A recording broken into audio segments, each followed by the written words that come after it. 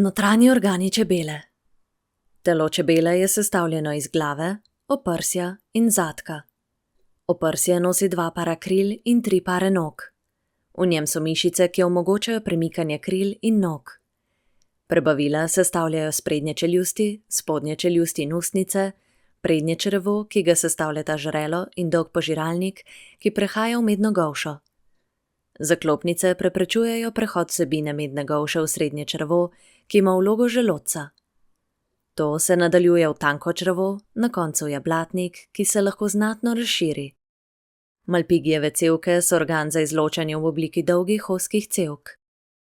Čebele imajo nesklenjeno krvožilje, po katerem se pretaka hemolimfa. Srce je cevasto in je v zadku. Osrednje živčevje sestavljajo možgani in trebušnjača. Dihajo z zračnicami ali trahejami.